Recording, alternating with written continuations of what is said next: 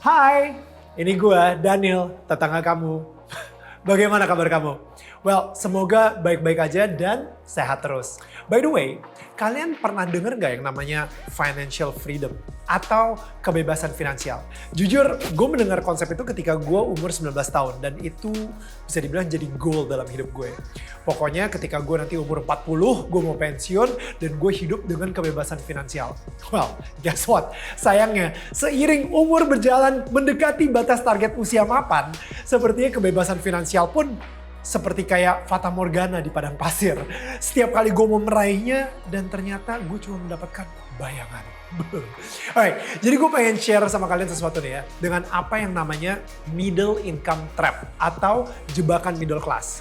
Ternyata gue juga jadi salah satu korban jebakannya. Ketika gue mendapatkan kenaikan gaji, gaya hidup gue otomatis ikutan naik. Yang awalnya gue naik motor, cukup gitu misalnya ya. Ketika naik gaji, harus punya mobil. Ketika naik gaji lagi, harus punya mobil lebih bagusan dan tinggal di apartemen yang lebih mewah. Jadi gue berani mengambil pinjaman bank karena tahu bahwa gaji gue itu cukup untuk ngebayar cicilan tersebut. Belum lagi traveling yang tadinya mungkin ke puncak aja cukup dan sekarang gue harus ke Norwegia. Untuk sosmed gue. Dan seterusnya dan seterusnya dan seterusnya. Nah, hari ini gue dengan bangga bisa menyatakan bahwa gue sudah berhasil keluar dari middle income trap ini. Tapi memang butuh pengontrolan diri ya yang sangat kuat. Kalau misalnya setiap harinya kalian, gue, kita semua dibombardir oleh 4.000 sampai 10.000 iklan. Oke, disclaimer dulu nih ya. Gue sangat menghormati pekerjaan para marketing dan brand manager yang luar biasa. Tapi ini adalah tujuan utama mereka. Supaya kita membeli produk yang mereka iklankan. Nah, cara yang paling ampuh adalah membuat kita merasa sesuatu tidak lengkap di dalam hidup kita tanpa produk tersebut. Atau produk ini akan meningkatkan kualitas hidup kita. Apabila kamu seorang pria, maka dengan sneakers ini, jam tangan ini, atau mobil ini, kamu akan menjadi pria yang lebih keren dan lebih sejati lagi dan pantas dihormati. Atau bila kamu seorang wanita dengan baju brand tertentu, tas atau mungkin parfum tertentu, dan kamu adalah wanita yang paling berbahagia dan mempunyai kelas tertentu. Dengan mempunyai gaya hidup lebih tinggi, maka otomatis kita akan lebih bahagia. Kualitas hidup kita akan lebih sempurna. Dan gue pengen kasih tahu ke kalian bahwa ternyata ada perbedaan yang sangat signifikan antara gaya hidup dan kualitas hidup. Dan gue ingin menghancurkan mitos kalau misalnya gaya hidup naik, artinya kualitas hidup juga ikutan naik. Karena ternyata gaya hidup yang meningkat bukan berarti secara otomatis kualitas hidup juga ikutan meningkat. Ada orang-orang tertentu yang demi mengutamakan gaya hidup, mereka rela loh meminjam uang dari bank. Bukan buat modal bisnis loh ya, tapi buat modal keren. Demi pencitraan, demi image, atau karena jabatan tertentu harus memakai mobil tertentu. Atau tinggal di rumah yang lokasinya prime gitu ya. Dan pada akhirnya hidupnya adalah untuk membayar cicilan bulanan yang jumlahnya sangat besar sekali. Pertanyaan gue, apakah dengan kehidupan seperti itu, kualitas hidupnya juga ikutan meningkat? Think about it.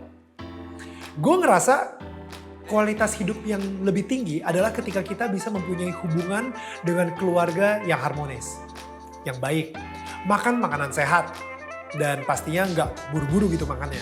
Ada waktu buat olahraga, mengembangkan diri, mungkin baca buku, kerja secukupnya, dan hidup nggak pakai stres. Tidur cukup, dan habis itu selama tidur pun juga nggak mikirin tekanan-tekanan atau mungkin harus bayar cicilan berapa gitu. Nah sekarang kalian pikirin deh, apakah hal-hal yang gue sebutkan barusan itu membutuhkan uang yang banyak? Menurut gue enggak. Nah hari ini gue fokus untuk meningkatkan kualitas hidup gue daripada gaya hidup gue. Dan ternyata dengan gaya hidup yang secukupnya, gue bisa menabung lebih banyak dan investasi ke hal-hal yang lebih memberikan gue uang lebih banyak lagi. Nah dan ketika gue sadar bahwa dengan gaya hidup yang cukup, gue semakin dekat ke kebebasan finansial yang ideal. Dan gue bisa lebih fokus berpikir tanpa stres karena harus mengejar setoran demi ngebayar cicilan misalnya. Dan gue gak stres juga, tetangga gue mau pakai brand apa, orang sebelah gue mau pakai mobil apa, ya udahlah. Yang penting gue bahagia dan cukup dengan kualitas hidup yang gue punya saat ini.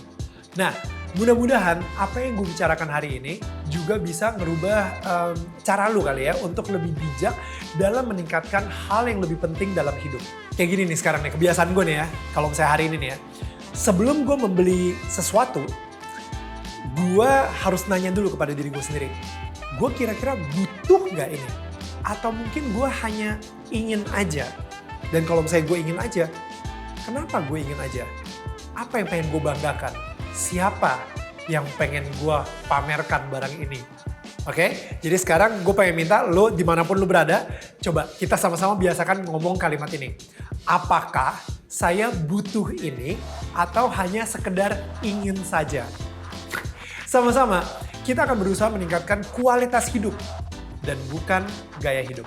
Nah, kalau misalnya kalian kenal seseorang yang butuh banget mendengarkan informasi ini, share video ini ke mereka dan siapa tahu aja ini bisa merubah hidup mereka dan merubah point of view atau perspektif mereka tentang yang namanya kualitas hidup dan gaya hidup.